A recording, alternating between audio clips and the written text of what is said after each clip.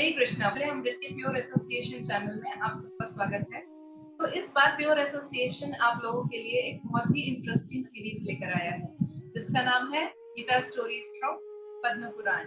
ये सारी स्टोरीज जो है वो हमारे परम वैष्णव भगवान शिव ने माता पार्वती के समक्ष कही।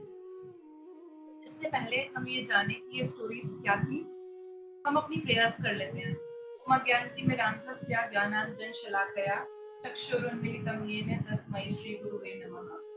श्रीचैतन्यमनोभीष्टं स्थापितं येन भूतले स्वयं रूपा कदा मह्यं ददाति स्वपदान्तिकम्। नमो विष्णुपादाय कृष्णप्रेष्ठाय भूतले श्रीमते लोकनाथ स्वामिनिधि नामिने।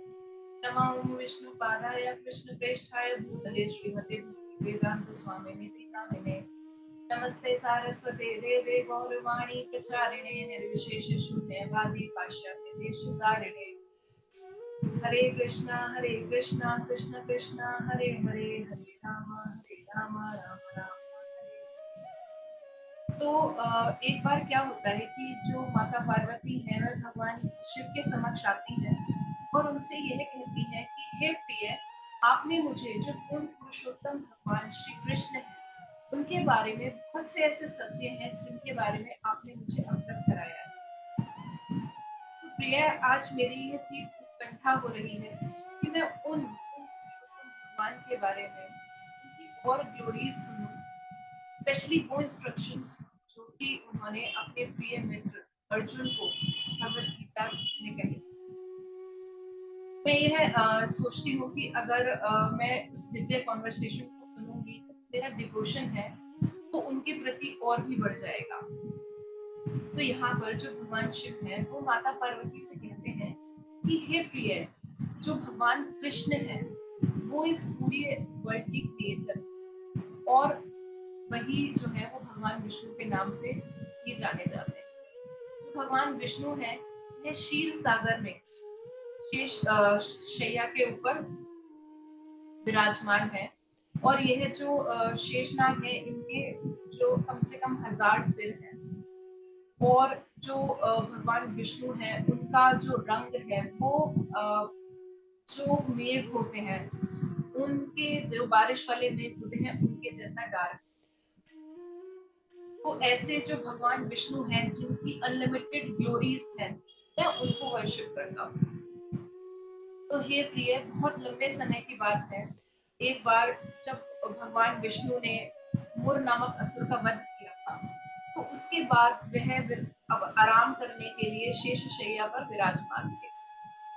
तो उसी समय जो भाग्य की देवी माता लक्ष्मी है वो उनके समक्ष आती है और उनको इतने आराम से प्रसन्नता पूर्वक आराम करता हुआ सोता हुआ देखकर से यह प्रश्न पूछती है कि हे प्रिय, आपके ऊपर इस पूरी दुनिया को कंट्रोल करने का और मेंटेन करने की आपके ऊपर रिस्पॉन्सिबिलिटी है, किंतु मैं यह देख रही हूँ कि आप तो जो है वो इतने आराम से सो रहे हैं, पर ऐसा कैसे पॉसिबल है।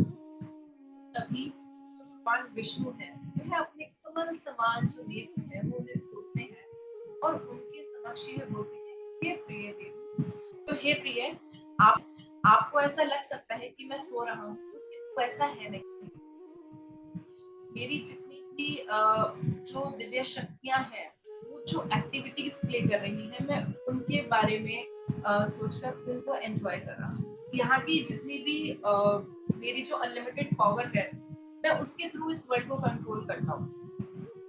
और इसके बारे में सोचकर जो क्या कहते हैं भक्त हैं या योगी हैं वो एक जन्म मृत्यु के चक्र से छूट करके एक स्पिरिचुअल वर्ल्ड में एंटर कर जाते हैं जो कि शाश्वत है और जहाँ पर किसी प्रकार की सफरिंग्स नहीं पाई जाती। ये जो सफरिंग्स है ये है जन्म मृत्यु जरा व्याधि। आध्यात्मिक जगत में ऐसी कोई भी जो शक्तियां हैं वो नहीं होती और इस पूरे जगत को कंट्रोल करने के बाद भी मैं इस जगत से बिल्कुल अलग रहता हूँ और इस जगत की कोई भी चीज मुझे कभी भी प्रभावित नहीं करती। मेरी जो मायावी शक्ति है उसने इस जगत को एक ऐसे जन्म मृत्यु के चक्र में बांध रखा है कि वहां से जो बाहर निकलना बिल्कुल ही बहुत ही मुश्किल लगता है। लेकिन हे प्रिय, जब कोई एक ऐसी प्योर इंटेलिजेंस डेवलप कर लेता है और अपनी जो लविंग सर्विसेज है वो मुझे ऑफर करता है,